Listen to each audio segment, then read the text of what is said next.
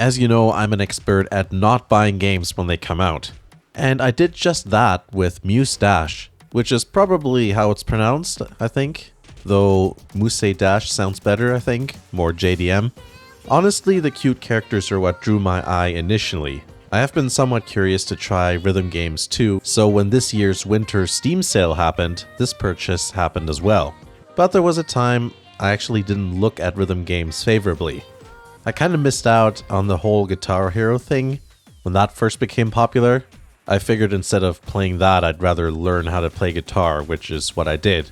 I guess I viewed those types of games as like the arcade racer to my preferred sim racers sort of thing. Over the years that has changed as I realized that the enjoyment you get from a rhythm game isn't necessarily the same as playing an instrument. I think it's more like playing classic arcade style games like a fighting game, for example. I've dabbled a bit with a few games here and there, but Muse Dash really clicked with me. Overall, what do I think? I think it's quite fun. I like the music, I like the simple 2-button controls. Visuals aren't too overwhelming, and it's got an easy to learn but difficult to master type of gameplay. Because how my mind associates rhythm games to actual instrument playing, I end up getting confused or maybe frustrated. How games that use, for example, a D-pad don't really correlate to a pitch of a melody, but the 2-button thing with Muse Dash really makes sense to me, and it's approachable for me. I guess that also means that mobile versions are much easier for people to get the hang of. I think they took Taiko no Tatsujin, you know, that arcade game in Japan with the drums that you see in animes all the time.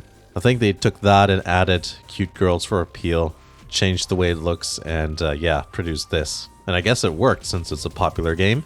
Overall, gameplay is pretty simple in terms of what you have to do. There's 2 tracks, I guess you call them, with a button for each. When a thing reaches the hit point, if that's what it's called, you press the corresponding button.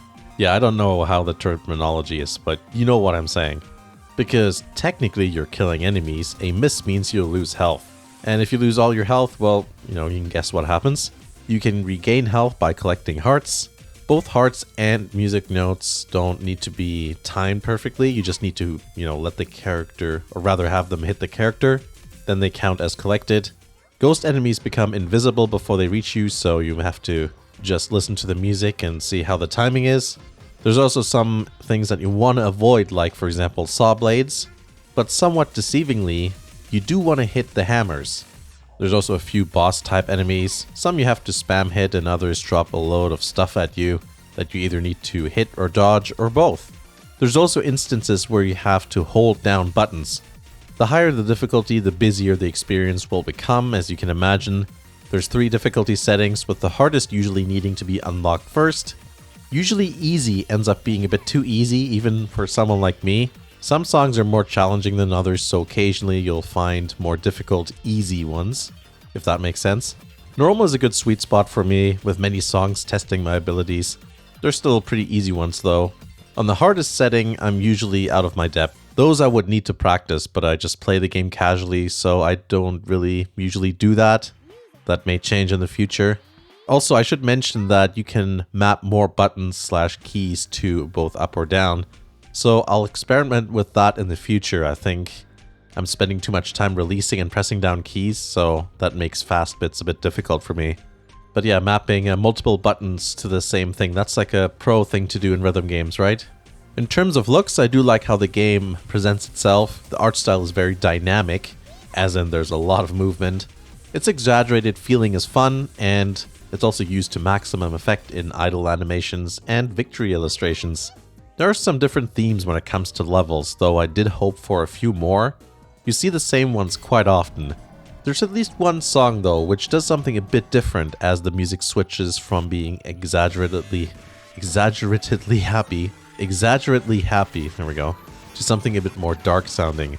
So it sounds a bit glitchy, like the music, so the level design switches around and glitches around, which is pretty cool.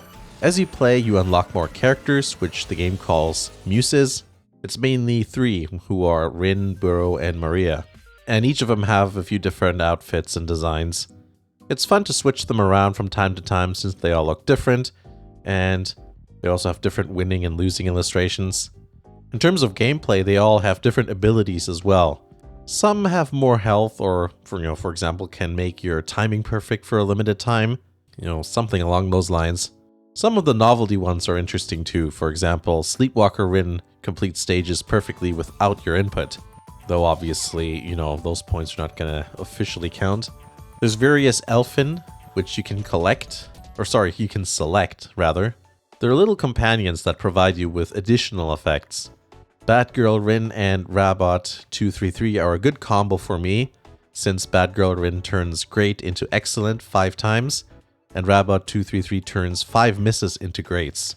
That allows for a few slip-ups here and there, so for me that means a slightly worse than average run can still end up being an A or even S rank clear in easy, and also some of the normal difficulty songs.